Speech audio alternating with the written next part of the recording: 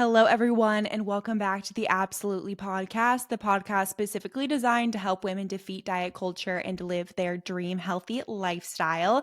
Today is post Thanksgiving week, and I am sure a lot of you are or have been dealing with some sort of food guilt to some certain extent. So, today I'm going to be talking about how you can overcome food guilt because I used to be a person that would completely struggle with food guilt, and it was something that really took over my life for a long period of time. I'm talking about one time I literally called my mom and I was like on the verge of tears because I didn't know if I could have blueberries in my oatmeal because there was too much sugar in it, and like feeling guilt over that. Like I used to struggle with food guilt to the utmost extent. Like don't even talk to me about Thanksgiving holiday and going on vacations and coming back and just feeling this overwhelming feeling of guiltiness around food. And now I've come out the other side and I don't ever feel food guilt. And I won't say I have never felt it since I healed from it. Like, yes, from time to time, I'm like, okay, probably should not have wolfed down that entire dessert. Like, probably didn't need to do that. But the thoughts around that are a lot more healthy compared to what I would do in the past of having tremendous food guilt, which would then turn into a cycle of trying to do a ton of cardio to make up for it, restricting the next day, jumping into some sort of diet plan that was I had no business in doing. And I am just really proud of myself for breaking that cycle. And I'm going to share with you how I was able to break that cycle because it is something that took brain space in my head for such a long period of time. And I promise you, if right now you're thinking to yourself, Abbie, there is no way I'm going to be able to not feel food guilt ever again. Like that is always going to be a part of me. Just know that I have come out the other side and I know how hard it is. And it does take a lot of mental willpower. It takes a lot of retraining in the brain and retraining of your lifestyle to get to this point. But I promise you, living a life without food guilt is amazing and way better than living a life where you're constantly in this guilt cycle with food. So, the first thing we have to remind ourselves is that food is not a moral thing. Like, food is not good or bad and shouldn't cause guilt. What should cause guilt if you are a mean person, if you're a bad human, if you are doing shady things, that's what should cause guilt, not food. Food is something that is an inanimate object. It is there. And I think once we take the power away of food causing us to feel emotions and realizing that that is something so dumb to be making us feel a certain emotion like guilt, that is a very dark, strong emotion, that is something that really helped me, is realizing that food is not good or bad and food is not something that should be making you feel guilty. Now, sometimes we're going to accidentally overdo it and we're going to have some more dessert and we're going to have some foods that maybe you're like, okay, probably could have held off on that. And that can cause us to maybe feel a little bit gross, but we should never associate the word guilt with food because guilt implies that you did something terribly wrong and eating is something that we need to be doing. And so that was something that really unlocked in my brain at some point, is that why am I feeling so guilty around food? Food is literally here to fuel us. And at some point during history, like people were literally starving. There have been famines throughout the course of time. And for me to be feeling guilty over food, like that is such a privilege and something that I should not be feeling. And I know that's like maybe a hot take, but I believe that food should not be something that makes you feel guilty. And I obviously, like I said, didn't wake up one day and was like, I feel no food guilt. Like this was something that took me a long time. And I think a lot of things contributed to me going from feeling tremendous food guilt to not feeling food guilt. And I think one of the main things that helped me out was really understanding nutrition and knowing how to fuel my body properly. Before tracking macros, before living this healthy lifestyle, I believe I struggled with food guilt a lot because I just didn't understand nutrition and I viewed foods as good or bad. I viewed a slice of cake or a glass of wine or fries as bad, and I viewed apples and salads and chicken as good. And so when I would have the foods that were quote unquote bad, I would feel guilt because those were bad foods. again, removing that emotion. And now I literally just look at foods as either more nutrient dense or less nutrient dense. So when I am making my plate, I am trying to fill my plate with mostly happy whole foods, happy, healthy whole foods. So 80% should be whole foods and you should be eating mostly healthy. But the 20% should not allow you to feel guilty. We have to be living a lifestyle of balance. And for the majority of people, expecting yourself to eat healthy 100% of the time is a really restrictive mentality, and it's going to make you miss out on a lot of things life offers and allow you to feel that food guilt. So what I started doing was, yes, I eat whole nutrient dense foods 80-90% of the time, but if I go out to dinner and I want to have a little bit of dessert, or if I want to have a glass of wine, or if I want to have some truffle fries, I'm doing it because I'm not doing that most of the time. And that 10-20% of your lifestyle is not going to completely wreck your progress, and it shouldn't be something that you feel this tremendous amount of guilt over. And I think once we can learn that you're not going to get fat just by eating these foods, or gain weight, I shouldn't even have said get fat, but like I think a lot of people think I'm going to get fat if I eat this. I'm going to gain weight if I have this. And that is just not true. It is not true. And when you look at like educating yourself with nutrition, you have a daily allotment of calories. And if you are eating within or under that amount, you are totally fine. And that is something that really unlocked in my brain once I started eating at maintenance and was able to restore my metabolism and start eating like 2,000 plus calories. Is I'm like, wow, I actually can have a lot of foods, and I can fit in a glass of wine. I can fit in the truffle fries or whatever. And I'm still looking and feeling the best I ever have because 90% of the time I'm not consuming those foods. And so really practicing that and realizing and using myself as almost like a real life guinea pig to recognize that like just because you have those foods doesn't mean that you are going to look a certain way from those foods, and everything is lost.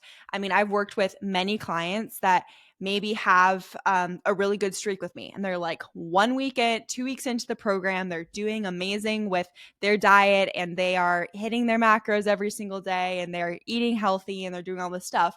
And then they maybe go out to dinner and they order pizza and they have half the pizza and they come running to me and they're like, Abbie, I completely destroyed everything. I might as well give up and quit because now I feel this tremendous amount of food guilt. I shouldn't have done that.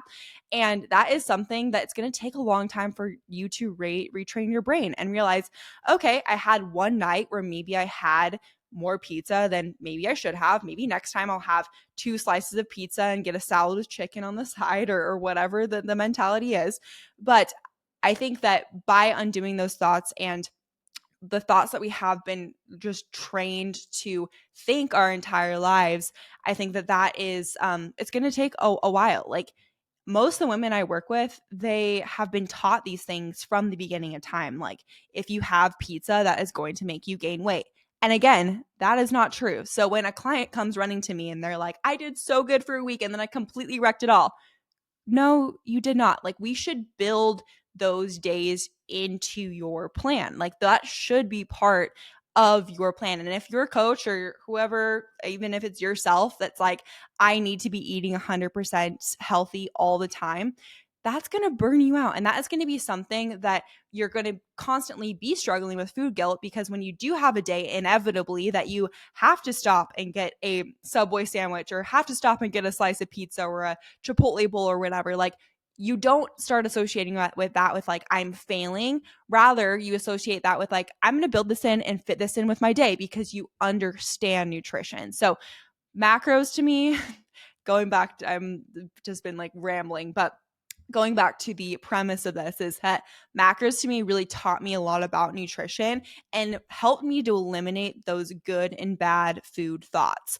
And so now when I look at food, I am not looking at something and being like, I can't have that. I literally eliminated the term I can't have that out of my brain, because I used to look at food and be like, I can't have that. I can't have that. Like that's not going to work for my goals. And now I look at something and I say, I can have that, but do I want that? Like, do I want to fit that in? Is that something that I'm really it's going to give me a lot of joy. And a lot of things are not. And I think a lot of people are just consuming food to consume food. So that kind of leads me to my second point is like, enjoy the things that you truly love. Like, don't just like eat to eat, like eat to enjoy, because food, yes, it is something that fuels our body. And I think that is a term that a lot of fitness coaches, they say a lot, like fuel your body with food, but like food is also something that is a source of socialization and joy, and it should be something to that you like. So I like to think of the things that I really love and having more of those and less of the things that you're like about. So for instance, if you have a bunch of different sides at Thanksgiving or at Christmas dinner or whatever, and like you're just not really a stuffing girl, like don't just get the stuffing and eat the stuffing for no reason. Like if you know that you are a dessert person through and through and you're like about the rolls and all that stuff, like maybe you get a higher protein meal and then have like a tiny bit of the sides, whatever, to just like appease your Aunt Karen, and then have more of the pie to have that balance. So there is a way to think about, okay, like be big when and where it matters and enjoy the things that you really truly like, and don't just like have food to have food. Like have food that you truly love and own it, and then don't think about it again. And that is something that I now do, is like like for instance, we had Thanksgiving last week and I got my whole plate and there was a couple things that I loved and a couple things I was like, okay, like I like it, but it's not like my favorite thing ever. Like you don't need to eat that. Like you don't need to clean your whole plate. You don't need to be like having these things that you're not like, I love that. Like, so I think if you're satisfying that craving, that is perfect. And I think that that is something that if you build that within your day of like satisfying your cravings with the things you truly do love and not just like eating to eat, that is something that really helped me out as well. And then as far as just like the food guilt side of things, of like maybe other people's pressures and stuff, I think that just letting them know like what your fitness goals are and like what you're going through at the moment, I think is something that really helps out, and just like talking about it. And I think a lot of people get nervous to talk about fitness and nutrition because they're like, I don't want to share with anyone that I'm trying to like lose weight. But I think it's really nice to be able to share that with your loved ones, especially because then they like understand and they're not going to be like, oh, like why aren't you eating this, whatever. And I promise you, like no one is looking at your plate and thinking to themselves, wow, like she should have gotten more food or whatever. Like I think a lot of the things that we think in our own heads are like things that we made up, and we are thinking that other people are thinking that way. And at the end of the day, it literally does not matter what anyone else thinks. It matters what you think. And it doesn't matter like, oh my gosh, I need to be getting all this food on my plate because so and so might think a certain way. Like that's weird. And that can also cause you to feel more food guilt and perpetuate this cycle because you're giving yourself things that maybe you don't even want or like aren't conducive to your goals. So I like to set myself up for success by asking myself, like, what do I truly want? What is the intention I want going into this meal, and actually executing on that. So I think a mixture of just being true to myself and asking myself, what are the things I really want? What are the things I'm like, okay about? And then applying my nutrition knowledge to that has been so immensely helpful. And I've been able to not only like have the physique I want, but not now miss out on things and feel this food guilt after every vacation and different meal that I typically had, which is honestly really fabulous and a lot better coming out on the other side. And honestly, I hope that if you're listening to this, you took at least like one thing out of what I said. But truly, like food guilt, again, we have to eliminate the good and bad foods. 80-20 approach is something that really helps me, is like, if you're having healthy food 80% of the time, and it's totally fine to have that 20% where you're having the Thanksgiving dinner and the Christmas. And especially if it's like only a couple times a year, like that is no reason to be feeling guilty, especially if you the next day just get right back into routine. Like that is the best way to go about it. Enjoy yourself, be present with your friends and family, because life is so much more than allowing food to just completely overtake your life. So that is my whole spiel on food guilt today. Hopefully you all found that helpful. Make sure to like, comment, subscribe, whatever platform you are on, and I will see you all next week.